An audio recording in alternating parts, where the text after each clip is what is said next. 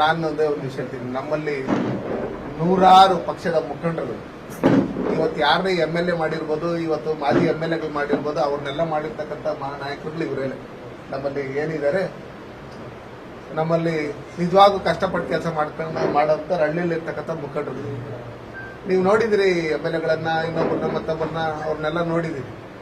ಹೆಂಗೆ ಗಾಳಿ ಬರ್ತೈತೆ ಹಂಗೆಲ್ಲ ತೂಗ್ತಾ ಇರ್ತಕ್ಕಂಥವ್ರು ನೀವು ನೋಡಿದ್ದೀರಿ. ಆದ್ರೆ ಪಕ್ಷದ ಶಿಸ್ತಿನ ಸಿಪಾಯಿಗಳ ರೀತಿಯಲ್ಲಿ ನಮ್ಮ ಪಕ್ಷದ ಕಾರ್ಯಕರ್ತರು ಇವತ್ತು ತಳಮಟ್ಟದಿಂದನೂ ಗಟ್ಟಿಯಾಗಿದ್ದೀರಿ.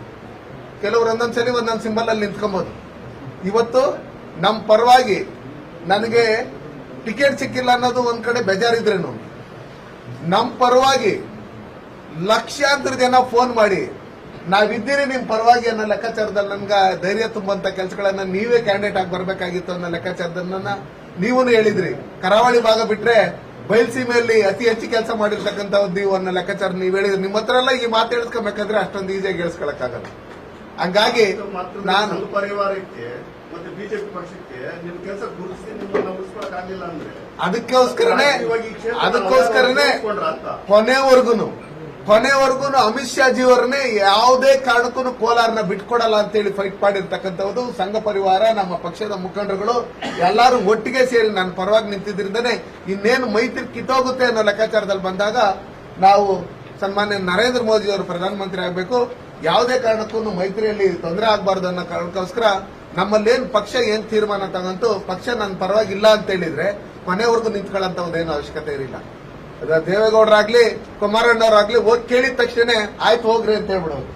ಹಂಗಿರ್ತಕ್ಕಂಥ ಸಂದರ್ಭದಲ್ಲಿ ಪಕ್ಷ ಆಗಿರ್ಬೋದು, ಸಂಘ ಆಗಿರ್ಬೋದು, ನಮ್ಮ ಪಕ್ಷದ ಮುಖಂಡರುಗಳು, ಮತದಾರ ಬಂಧುಗಳು ನನ್ನ ಪರವಾಗಿ ಇದ್ದಿದ್ರಿಂದಾನೇ ಎಲ್ಲಾ ಸರ್ವೆಲ್ಲೂ ಕಳೆದ ಬಾರಿಗಿಂತ ಹೆಚ್ಚಿನ ಮತಗಳ ಅಂತರದಿಂದ ಈ ಬಾರಿನೂ ನೀವು ಗೆಲ್ತೀರಿ ಅಂತ ಹೇಳ್ಬಿಟ್ಟು ಹೇಳಿ ಸರ್ವೆ ಇತ್ತು ಅಂತ ಹೇಳಿ ನಮ್ಮ ರಾಷ್ಟ್ರೀಯ ಅಧ್ಯಕ್ಷರು ಜಗತ್ ಪ್ರಕಾಶ್ ನಡ್ಡಾಜಿ ಅವರು ಹೇಳ್ತಾರೆ.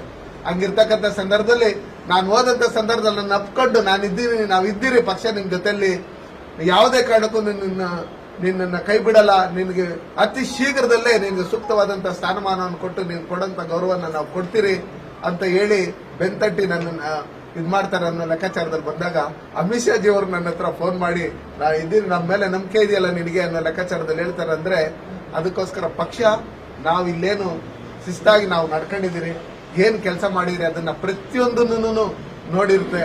ಆ ನೋಡಿರೋದ್ರಿಂದ ನಮ್ಗೆ ಆ ಗೌರವ ಸಿಗೋದಕ್ಕೆ ಅದು ಇಡೀ ಕರ್ನಾಟಕದಲ್ಲಿ ಎಲ್ಲೇ ಹೋದ್ರೇನು ಮುನ್ಸಾಮಿ ಅನ್ನೋ ಲೆಕ್ಕಾಚಾರದಲ್ಲಿ ಬಂದಾಗ, ಕೋಲಾರ MP ಅನ್ನೋ ಲೆಕ್ಕಾಚಾರದಲ್ಲಿ ಬಂದಾಗ ಗುರುತಿಸಿ ನನ್ನನ್ನು ಬಂದು ಕರೆದು ಮಾತಾಡ್ತಾರೆ. ಯಾವುದೇ ರೋಡಲ್ಲಿ ಹೋದ್ರೆ ಎಲ್ಲೇ ಹೋದ್ರೆ ಕೂಡ ಅದಕ್ಕೆ ನೀವು ಹಾಕಿರ್ತಕ್ಕಂಥ ವೋಟ್ ಪಕ್ಷ ನನಗೆ ಆ ಚಿಹ್ನೆಯಲ್ಲಿ ನಿಂತ್ಕೊಳ್ಳಕ್ ಕೊಟ್ಟಿರ್ತಕ್ಕಂಥ ಅವಕಾಶ ಇದೆಲ್ಲ ಏನಿದೆ, ನಾನು ಸಾಯೋವರೆಗೂ ಟಿಕೆಟ್ ಸಿಕ್ಕದಿರ ಇರ್ಲಿ.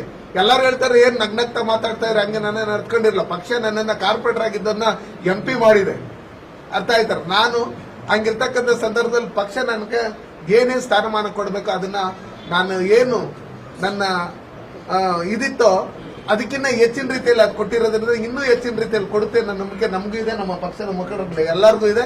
ಆ ರೀತಿಯಲ್ಲಿ ನಾವು ಕೆಲಸ ಮಾಡಿದಿರಿ. ನಮ್ಮ ಕೆಲಸದ ಮೇಲೆ ಯಾವತ್ತೂ ಆಶಾ ಭಾವನೆ ನಾವೊಂದು ಇದಿಟ್ಕೊಂಡು ಮುಂದೆ ಹೋಗ್ಬೇಕು. ಆ ರೀತಿಯಲ್ಲಿ ನಮ್ಮಲ್ಲಿ ಯಾವುದೇ ಕಾರಣಕ್ಕೂ ಪಕ್ಷ ಸ್ವತಂತ್ರ ಬಂದಾಗಿಂದನು ಭಾರತೀಯ ಜನತಾ ಪಾರ್ಟಿ ಅಂದ್ರೆ MLAಗಳು ಇರ್ಲಿ ಇಲ್ಲದೆ ಇರಲಿ, ಕೋಲಾರ ಲೋಕಸಭಾ ಕ್ಷೇತ್ರದಲ್ಲಿ ದೇಶ ಅಂತ ಬಂದಾಗ ಅಡ್ವಾಣಿಜಿ, ವಾಜಪೇಯಿಜಿ, ನರೇಂದ್ರ ಮೋದಿ ಅಂತ ಹೇಳಿ ಓಟ್ ಹಾಕೊಂಬಂದ ದೇಶ ಅನ್ನೋ ಲೆಕ್ಕಾಚಾರದಲ್ಲಿ ಓಟ್ ಹಾಕೊಂಬಂದಿರೋದ್ರಿಂದನೇ ಅವರಲ್ಲಿ 7 ಜನ, 10 ಜನ, 11 ಜನ, 6 ಜನ, 5 ಜನ MLAಗಳಿದ್ರೂ ಭಾರತೀಯ ಜನತಾ ಪಾರ್ಟಿ ಅಭ್ಯರ್ಥಿಗಳಿಗೆ ಹೆಚ್ಚಿನ ಓಟ್ಗಳು ಹಾಕಿರ್ತಕ್ಕಂಥದ್ದು.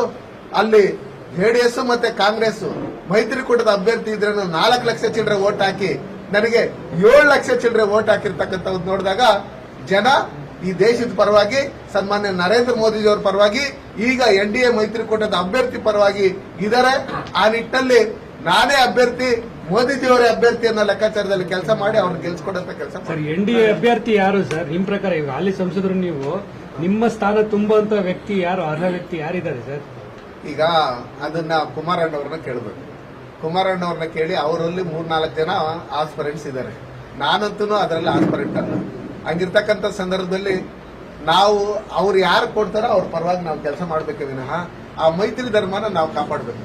ಹಂಗಿರ್ತಕ್ಕಂಥ ಸಂದರ್ಭದಲ್ಲಿ ನಾವು ಅವ್ರ ಪರವಾಗಿ ಕೆಲಸ ಮಾಡ್ತೀವಿ ಅಷ್ಟೇ. ಸರ್ ಇಂಡಿಪೆಂಡೆಂಟ್ ಆಗಿ ಏನು ಕಂಟೆಸ್ಟ್ ಮಾಡ್ತಾರೆ ಅಂತ ವದಂತಿಗಳು ಆಗ್ತಾ ಇದೆ, ಅದಕ್ಕೆ ಹೇಳಿ. ಅಣ್ಣ ನಾನೊಂದು ವಿಷಯ ಹೇಳ್ತೀನಿ, ಒಬ್ಬೊಬ್ರು ಒಂದೊಂದ್ ತರ ಹೇಳ್ತಾರೆ. ಮುನ್ಸಾಮಿ ಹಂಗಿದ್ರೆ ಚೆನ್ನಾಗಿರ್ತದೆ, ಹಿಂಗಿರ್ತದೆ ಚೆನ್ನಾಗಿರ್ತದೆ. ನಮ್ಮ ಪಕ್ಷದ ಸಿದ್ಧಾಂತ ಇನ್ನೊಂದು ಮತ್ತೊಂದಿದೆ, ದೇಶ ಅನ್ನೋ ಲೆಕ್ಕಾಚಾರದಲ್ಲಿ. ನಾನು ಬಿಜೆಪಿಗೆ ಬಂದ್ಮೇಲೆ ನಾನು ಹಿಂದೂ ಅನ್ನೋ ಲೆಕ್ಕಾಚಾರದಲ್ಲಿಲ್ಲ. ಬಿಜೆಪಿಗೆ ಬರಕ್ ಮೊದ್ಲಿಂದನೂ ನಾನು ಹಿಂದೂ, ದೇಶ ಏನು ಹಿಂದುತ್ವ ಅನ್ನೋ ಲೆಕ್ಕಾಚಾರದಲ್ಲಿ ಬಂದಾಗ ನಾವು ಯಾವುದೇ ಕಾರಣಕ್ಕೂ ಪ್ರಾಣ ಕೊಡಕ್ಕೂ ರೆಡಿ ಆಗಿರ್ತಕ್ಕಂಥದ್ದು. ಹಂಗಿರ್ತಕ್ಕಂಥ ಸಂದರ್ಭದಲ್ಲಿ ಇಂಡಿಪೆಂಡೆಂಟ್ ಆಗಿರ್ತಕ್ಕಂಥ ಹೋಗೋಂಥದ್ದು ಅದು ಇದು ಅದು ಪ್ರಶ್ನೆನೇ ಇಲ್ಲ. ನಾವು ಯಾವುದೇ ಕಾರಣಕ್ಕೂ ಇಂಡಿಪೆಂಡೆಂಟ್ ಆಗಿ ಹೋಗೋದಿಲ್ಲ.